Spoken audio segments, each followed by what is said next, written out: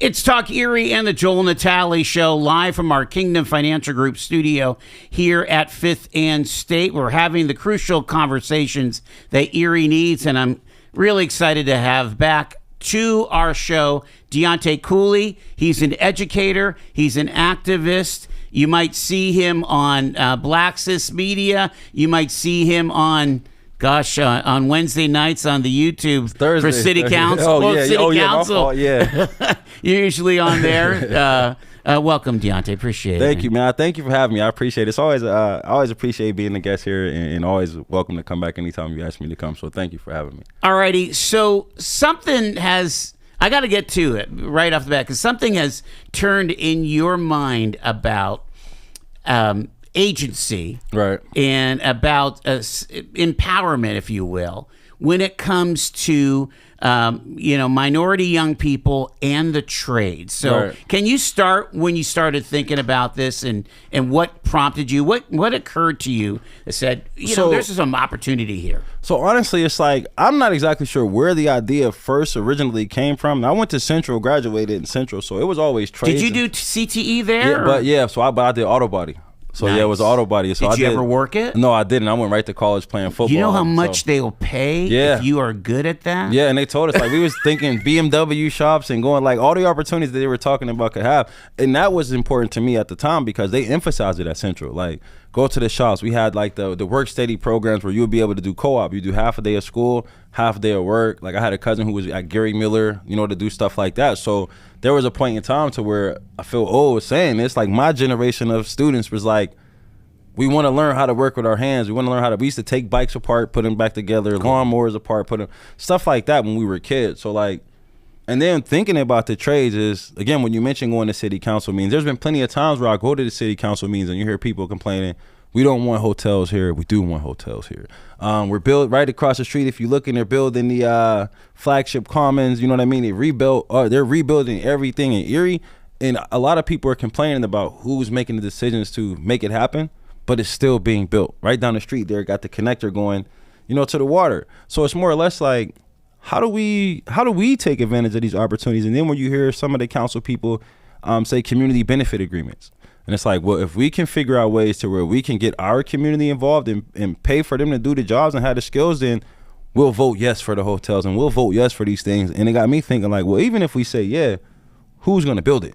Yes. You know what I mean? And I'm having a conversation. Tim Walker and I was having a conversation because that dude is sharp, man. That dude is sharp. So I just asked him, like, about it, and he was like, yeah, I get all of that. But he pretty much mentioned that to me. Like, who's going to build this stuff? Mm-hmm. You know what I mean? And I'm like, that makes sense. But, if we get people involved with learning how to build it, it has so much of a bigger impact on the community than we can imagine outside of people just getting jobs, joining unions, becoming journeymen and stuff like that. So when I get some information, I dive into it, and it's just like, all right, now I need to figure out how beneficial this actually can be, and who do I need to tell this stuff to, because everything isn't always for me, but it's for somebody that's around me. So that's where I got the idea of, all right, we need to look into this more, because we talking about bag talk, you know what I mean? We talking about economic impact. We talking about economic development in the city of Erie, and then the topic of gentrification / community development has come up. So it's more or less like, how do we come up with solutions to where people who live right here in the city of Erie can also benefit, as opposed to us just looking for problems to complain about,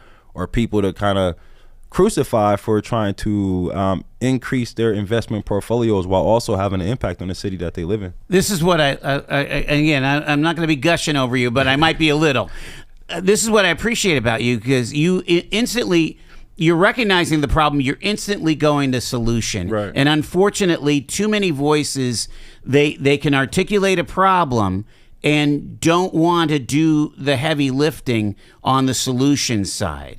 And I think that's where our community has to go, is solutions. Again, if you're going to wallow in the problem, you're not going to make any headway. And we need everybody on pushing that flywheel to rebuild this community here, because let's face it, as these larger entities grow, that makes room for smaller entities to also grow. Right. It's not shutting people out. All right, so I want to unpack some of the things you just listed, like a bunch of bullet points. Let's remind folks what a bag talk is, because I think this is absolutely crucial here. Okay, yeah. So again, like when I say bag talk, we're talking about money. We're talking about finances, from the largest level to the smallest level, because I believe that people need to understand the importance of money, what money is, how to have an impact on their economy, how to have conversations about finances too, because a lot of people talk about financial literacy,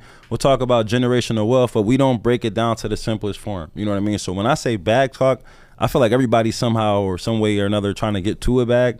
So it's more or less like, how can we have these conversations to where everybody can understand, as opposed to saying financial literacy and it sounds aggressive or intimidating, or generational wealth to where it's like, oh, we're using this. So if we just say bag talk and we trying to get to a bag, then I think everybody understands what that concept means to them personally, individually.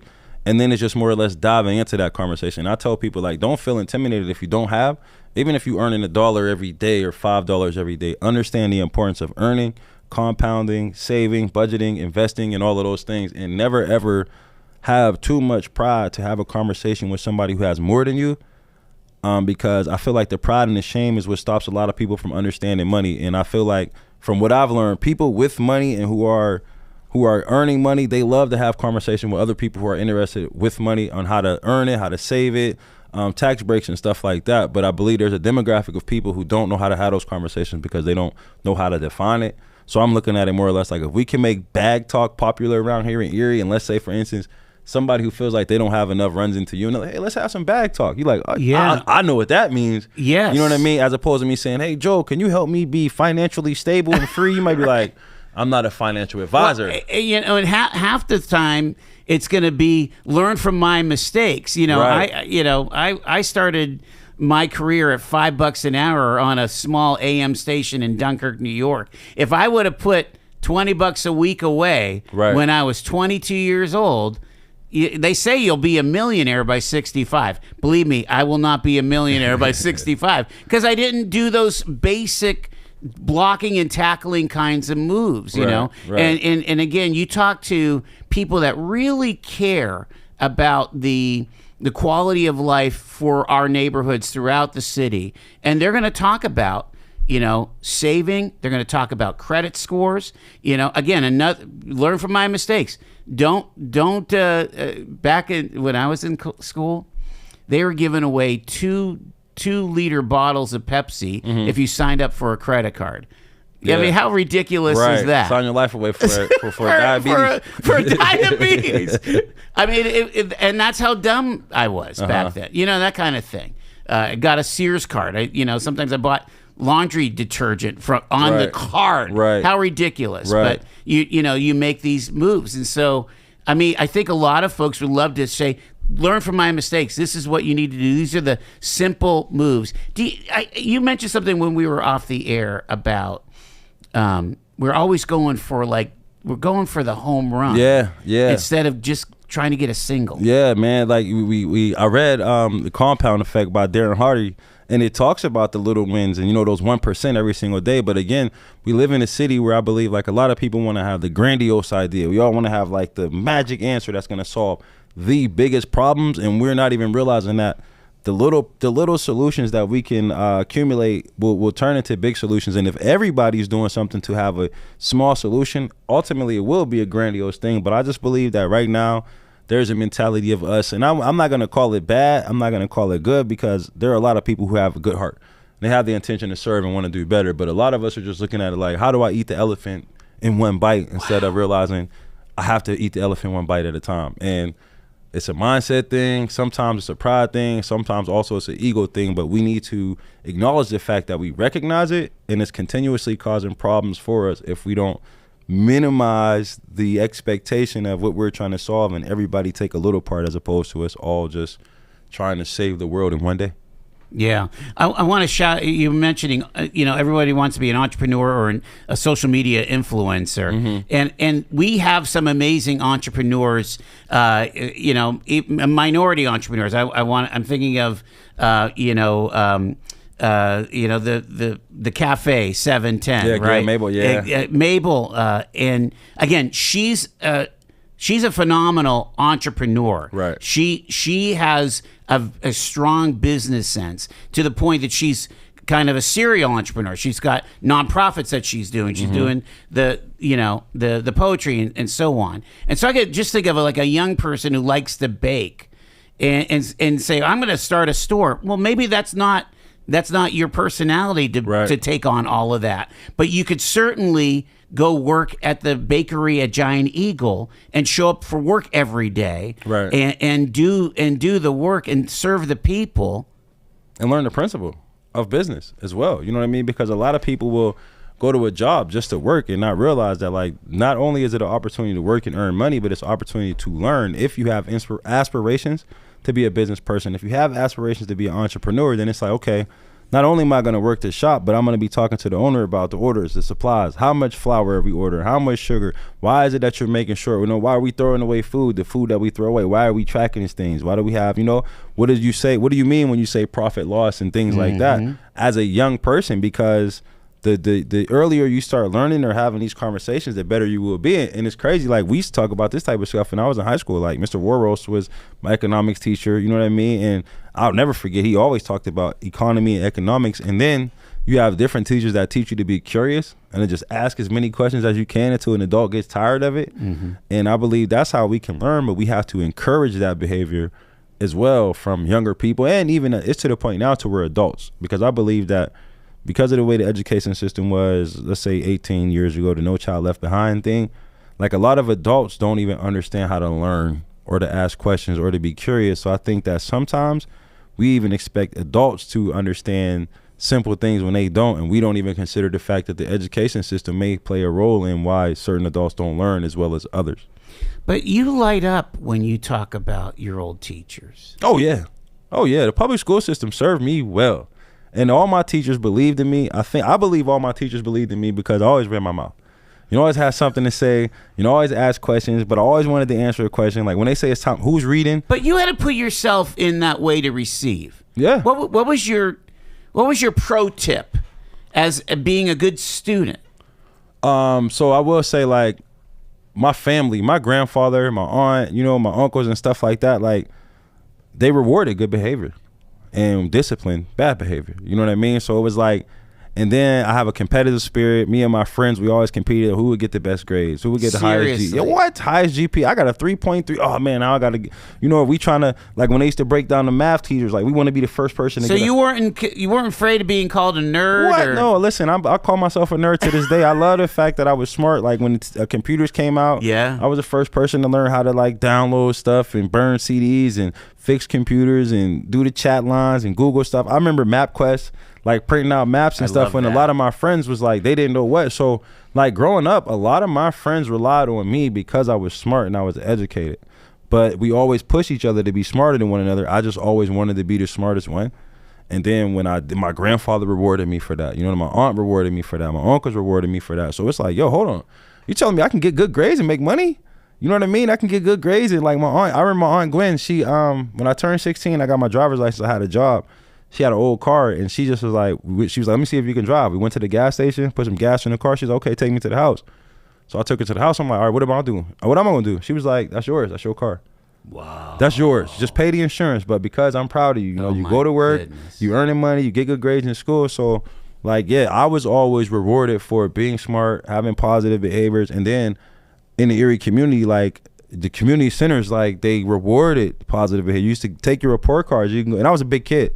You go to Ponderosa with a good report card. You go to Pizza Hut. So I'm getting all the check listen, man, I took advantage of all of the perks that you get as a kid when you're being smart. If it's free books, if it's free lunch, if it's money from my family, if it's the opportunity to brag to my friends that I was smarter than them. And when I say smarter than them, like, I'm talking, if I'm getting a 3.5, they getting a 3.2, and we're you guys are really competing on a high level. On a high level. Yeah, and that was something awesome. I always took pride in. And there were teachers who emphasize the importance of us doing this, and some of those teachers cared more for me than people in my neighborhood, to where, like, I didn't even want to disappoint my teachers. And some of them to this day, when they still remember me, and I still remember them, like, running up to them like I'm still a little kid. Like, I seen Mr. Myers, Mr. Greg Myers, and I broke into tears, like, crying, like, yo, I appreciate you so much. You have no idea the role that you played in the man I am today. Deonte Cooley's our guest here. 421, continuing on a Monday. It's Talk Erie.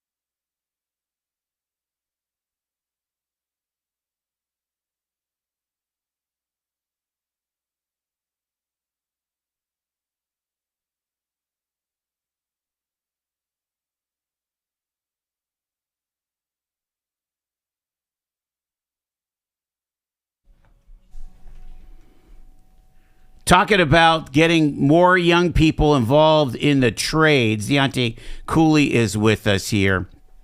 Let's take about 6 minutes and zoom in on this idea that you have of really emphasizing the communications back and forth to young people, to the minority community, and the opportunities that are in trades. And so this idea has kind of occurred to you. Now, what functionally can you do to kind of boost that, you think? What are you working on right now? I mean, so since I started talking about it, I've been having conversations with some of the heads of the labor unions, and I don't want to like misquote their positions or their titles, so I won't say it, their titles. But what I've learned is there's plenty of opportunity for people to literally just call the labor union and say, hey, I'm interested in being a carpenter. Hey, I'm interested in being an electrician. These are programs that are scholarship by the state. From what I was told, the only union you have to pay for is electrician, is the books, and it's like $500. Have to have a GED or a high school diploma, a valid license. And it's like from there you can start earning. And it's different rules for different unions. But from there, it's like you can earn as soon as you get started. So as I'm getting this information, what I'm doing is like I've talked to people, hey, send me this information. I can put it on my social media. I can share it with some of the people I'm connected to because, you know, I'm connected with a lot of different organizations within the community.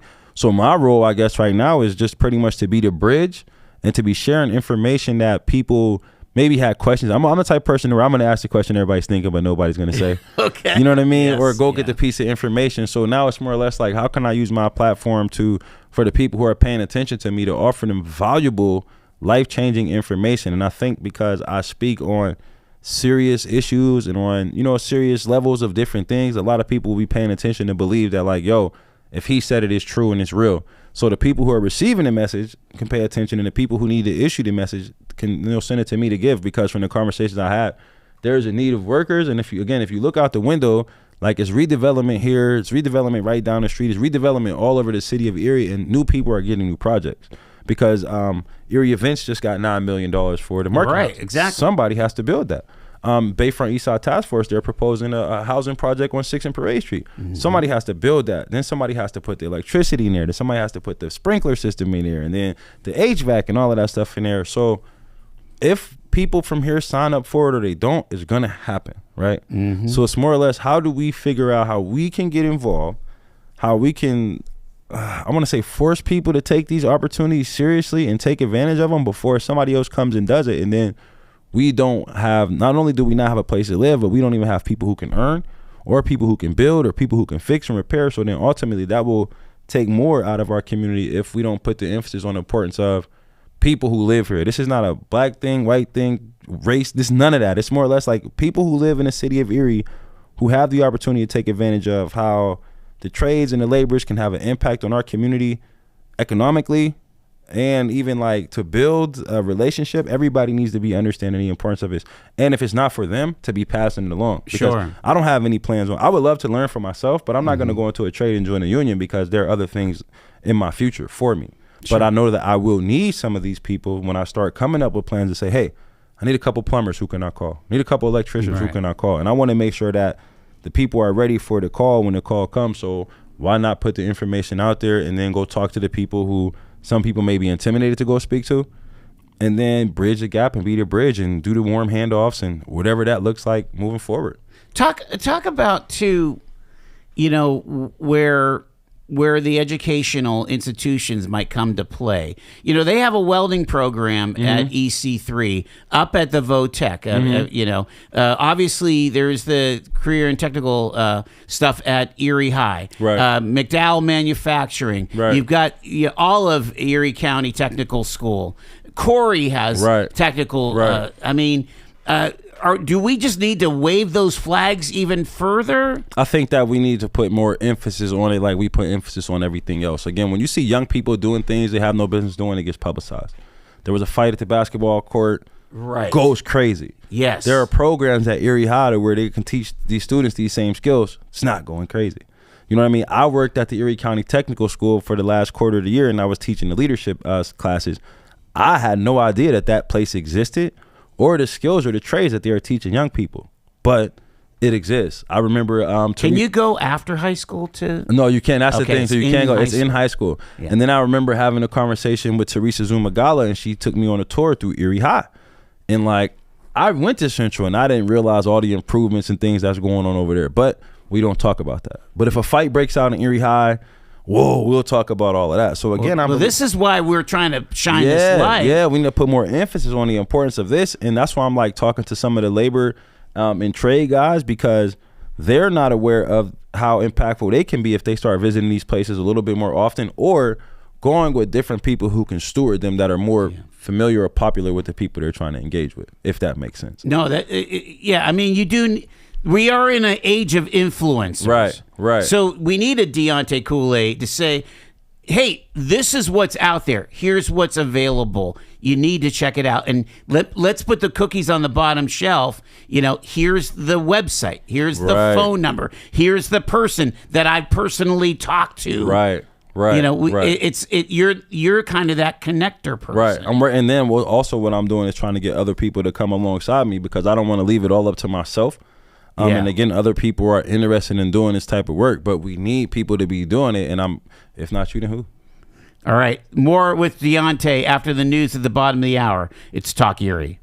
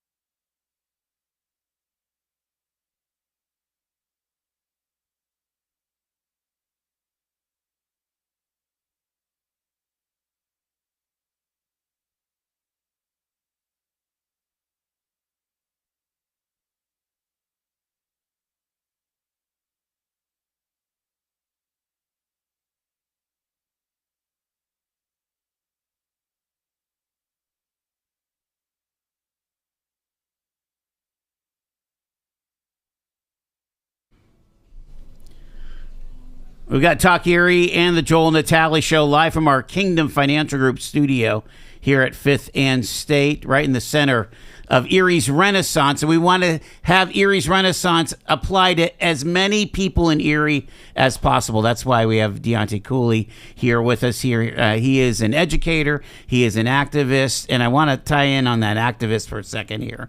You've been making a statement pretty much almost every city council meeting. Yeah. Sometimes you say, I didn't even know I was going to come up here.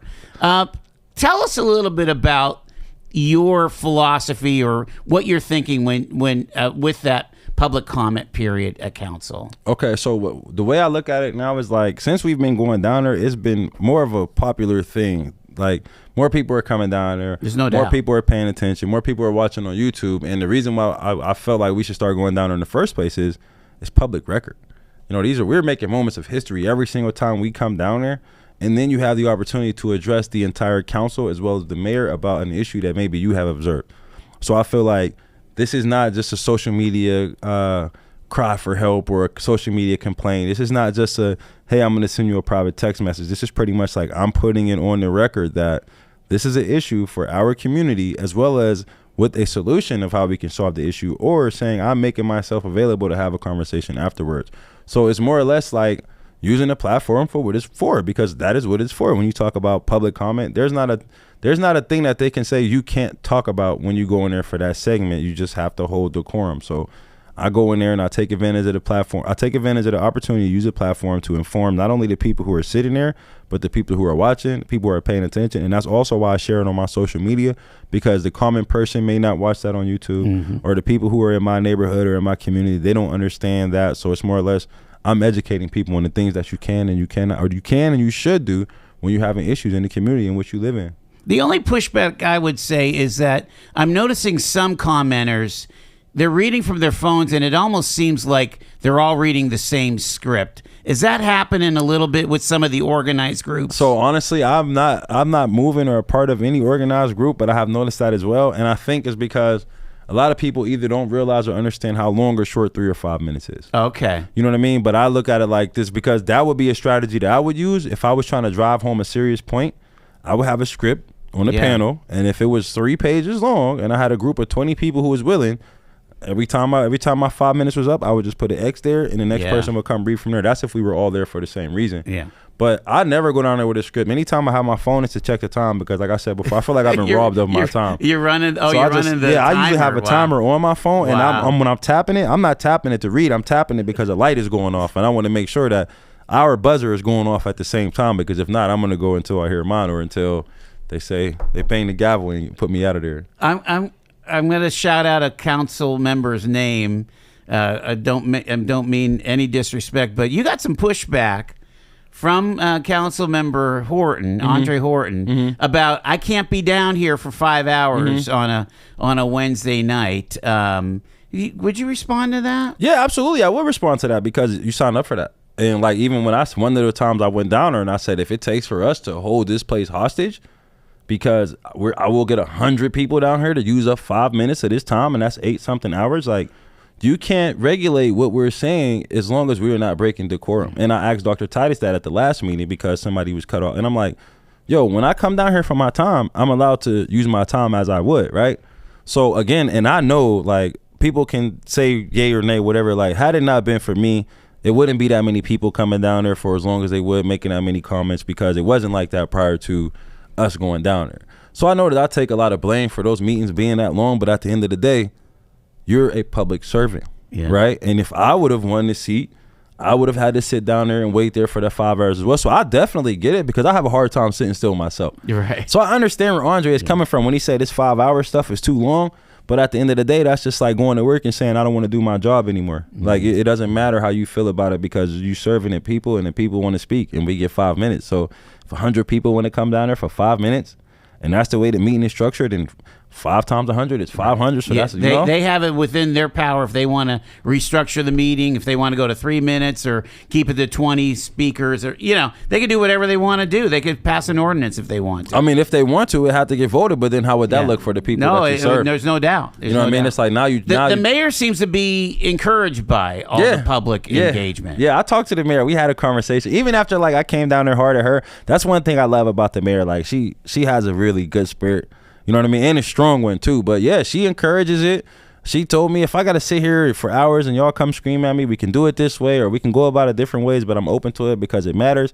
And I will say, outside of what people think, she has been receptive to the things that we have been saying. At least I can speak for myself personally. I will say that Mayor Devlin has been very open to hearing and been receptive to conversations. And even when she feels like she doesn't get it right, she will acknowledge that. Yeah. I didn't get it right this one, or I can't side with you on this one, but I understand where you're coming from. And even when we have our disagreements. So I will say that, and all of them do. I think that they're all good sports, but it's just like, we don't want to have to deal with this, even though we know we signed up for it. So at the end of the day, I don't take anything away from anybody for sitting up there and dealing with me or dealing with everybody else. But I just hope that they understand that nobody's going to make me feel like I shouldn't come down there if I feel like I have a right to be there. One more question about council and the mayor and in City Hall in general.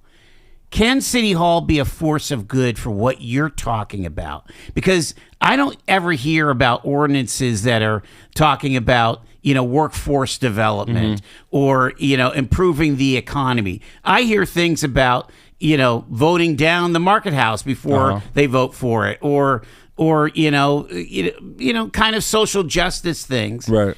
Some good, some, questionable. Can council, can the mayor, can City Hall be a force of strength, of a bully pulpit for what you're trying to improve, which is individuals getting better outcomes out of their lives through education? Absolutely. I will say that they can and they have. Again, when you think about even like the unions and stuff like that, that's Andre Horton's background. You know what I mean? True. So he was working with the unions, and they had an event over at the Warner Theater where they were trying to get people signed up for that. So I know that's something that he does, and that's in his heart. You think Mo Troop, he's an educator. He works up there at Erie High. Daria, she came from the school district. You know what I mean? Ed Brzezinski is a former educator as well. And again, I'm not trying to discredit anybody else's background. I don't know everybody else's background, but absolutely they can be a strong force and a driving force. And I think Andre is when he talks about those community benefit agreements, but I think the thing that's missing is we need to understand as a community what that means. And if that means more people getting certified to join the unions, that message needs to be delivered more effectively, or it needs to be delivered in different ways than what it's always been so more people can understand it. But I definitely believe that our entire city council is more than capable of pushing this message. Our mayor is more than capable of pushing this message, especially when you see them doing the photo shoots and photo ops and stuff like that, and you seeing people with shovels into the ground. I believe that they need to put more emphasis on, hey, not just young people, but able-bodied people who are capable of doing this type of work. Let's look into this. Let's sign up for this stuff, and let's figure out how we can keep some of the money right here in the city and make the financial tornado spiral in Erie before it leaves here. Yeah, I'm feeling like GDIC, Jerry Blanks. Yeah, that's crazy. I feel like he's in line with what you're talking about with their scholarship programs.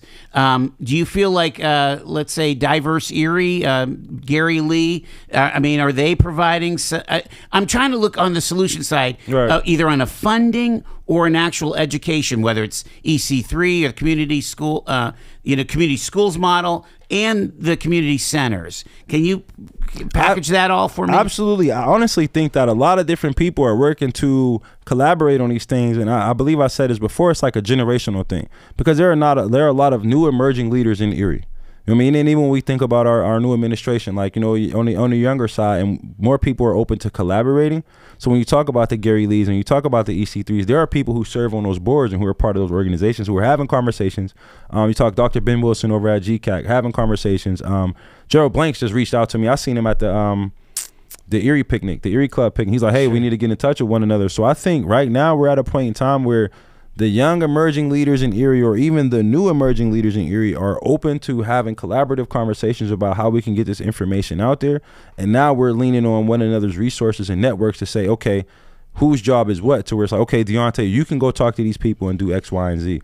collect that data, bring it back here, and then let's say I'll talk to somebody like a Gerald or somebody like a Drew Whiting or somebody like a Marcus Atkinson, and it's like, all right, what do we do with this information? And then we take it and we pass it along. So it's more or less like, yeah, we have everything that we need right here in the city of Erie to be as good as we possibly can be. And it's more or less like, how do we start coming back together as opposed to trying to figure out who created all the problems? Because right now I'm looking out the window and I see nothing but opportunity and opportunity for solutions. So it's more or less like, how do we get to the point to where we're solely focused on solutions and finding the people who are willing to do the work that's going to build us up?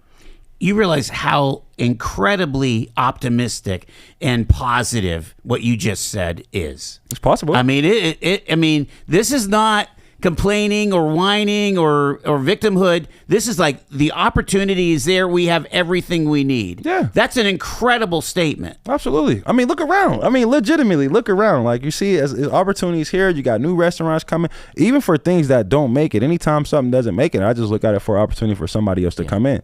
Like, for instance, you got Static here in the corner. They just got in there. There's a boba shop, I believe, a couple doors next door. You know what I mean? Next door, yeah. And then you got the Serafini's right there after the other place didn't really so much pan out. So I think there are a lot of people in Erie who are willing to take advantage of opportunities when they present themselves.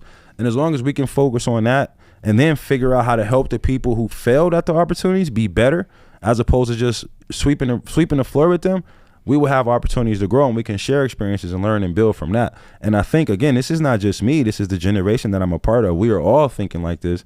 We are all having these conversations behind the scene. I guess I just got the biggest mouth of my friends.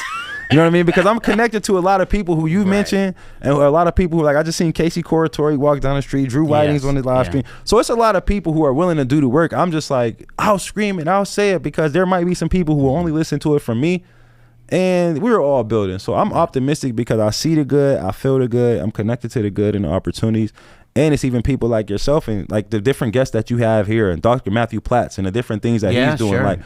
So there are a lot of people in Erie who are like, hey, we're pushing forward and we're changing. We're not complaining. We're not asking for permission. I guess I'll say it loud. Yeah. I want you to, I was thinking about this over the weekend. I was so glad you were able to come. And, you know, I talked to CEOs, I talk to influencers and you know, educators like you. I don't talk to too many regular folks on this show. It just, I don't even know how to book that. You know, I mean, we know how to book the head of a nonprofit or the, you know, the president of the university or whatever, right? We know how to book you because you are, you know, at the top of your game. Can you share with me what, in the time I have left? I have 6-7 minutes left. Okay. Talk about the lived experience of folks from your neighborhood. I mean, I'm very excited because our friend Marcus Atkinson has developed a new media channel, Blacksys Media. You know, you've got the radio station. What is it? What is it? 92.7 HD2. HD2. Yeah. Can you just share? Is life getting at all better for people of color in Erie? Ooh. Or we still have a long ways to go? I would say we still have a long ways to go, but there are opportunities. There are people who are willing to help. There are people who are willing to work. I think it's more or less like we're figuring out that we can be our biggest supports once we start coming together. So when you say things are getting better, I think it's to the point to where we're having those uncomfortable conversations, or we're coming to those realizations that we have what we need and we need to start building together. And there are some things that are happening within our community that, like, we don't want to see happening, but I think outside looking in, people see it and generalize it as the entire community. So I don't know how to answer that, and I don't want to be the person to be like, yeah, things are getting better for the black community, or no, they aren't getting better for the black community. But what I will say is there are people who are stepping up, who are willing to do what it takes to make things better, as opposed to what we historically did was wait for the government to save us or wait for some of the named leaders to save us. It's more or less like there are people who are stepping up in these roles to do better. So I mean, I'm just thinking of like people trying to make their block better, or, you know, people at the church, you know, church leaders making absolutely. You know, absolutely. I think you're working with Pastor Cook, yeah, absolutely. Right? We have who's a dear friend of mine. Yeah, you know, that kind. I mean, just able to make again, you get these wins. Yeah.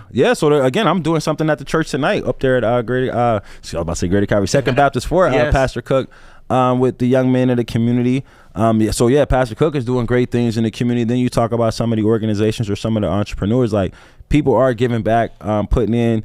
You think about, I remember last time we was here, we had Sean Johnson Jr. here, his family, Johnson Real Estate. Like, they're pretty much buying up their neighborhood, like from commercial properties or residential properties, to affordable housing. The Hammond Health Foundation is a tenant of theirs over on East Avenue. So there are people within the community who are taking steps in the right direction to do good things for themselves and for the betterment or the greater good of the community. But it's like, there's a large gap in the people who aren't, who could, if they had the right resources, the right information, or the right education. And it's like, a lot of those people, a lot of us feel like somebody's keeping that information from us, as opposed to realizing how easy it is for us to obtain it. So it's like, how do we build those bridges and connect those gaps to where a person like Drew Whiting would feel comfortable to come into my barbershop and talk to some of my friends who would never come talk to him down here in the food hall? You know what I mean? Or how do we get a Tim Nicastro to come, play basketball with us in the park and just be a regular dude? You know what I mean? Because again, you said you can talk to people in those levels, but it's like, Erie is only but so big. So everybody knows where everything is. It's true. 1 degree of separation. Right. So that's what I mean. Like, how do we get these guys at Denny's, and not on the day when the cameras are going to be there, but on the day when it's 6:30, 7 o'clock, and the daylight is changing? It might be some different type of individuals out there. So when you talk about meeting people where they are, like, it's ways that it can be better, and we are doing what we need to do within our community to be better. But we also know that there are people in Erie who don't look like us, who have a lot of say-so, who have a lot of influence, who have a lot of money, who won't come talk to us, interact with us, or engage with us so that we can make it out of our positions. So we are doing what we can, what we have, but there are not a lot of the people who haves who are coming to the have-nots. They're still waiting for us to come to them, not realizing how uncomfortable it is for you to get two people to sit here. But if I say, hey, come to Black Cess and tell me your story, they would come to Black Cess. So it's more or less what we're doing at Black Cess is we're trying to figure out how can we get some of the haves to come to us to share their story, share their information and resources with some of the have-nots. So and in that way, you guys have earned, you and Marcus and Malcolm, and you've earned your platform. Absolutely. And so absolutely people should be coming to you. Absolutely. And we have EJ Fike on there. We have Rock Copeland on there. There you go. And then Marcus, he's had a variety of people on there. So it's not that people aren't coming.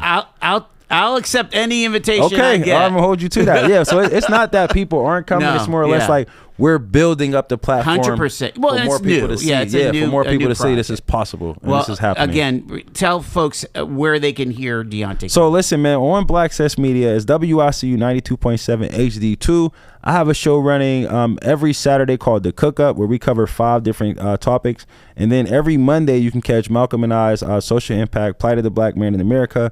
Malcolm and I are on the radio every Monday at 12 o'clock. And then we are on Facebook Live and YouTube every Thursday at 8 o'clock. And those are the things we have with Black Cess. And Marcus Atkinson is on there all. He's got Mornings curated by Marcus. He's got Next 2.0. He's got the Briefing Room. He's got the Barbershop Chronicles. Craig Woodard, he was here before. He's got a show, etc. with the Woodards.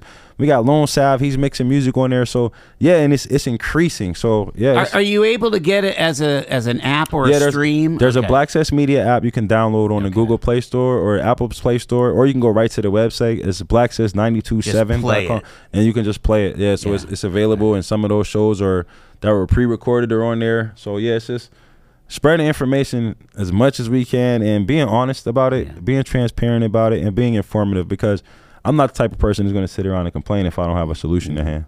While we have you, let's talk about a little bit more black media. We want to pay homage to Super Soul Saturday, Absolutely. Homer Smith.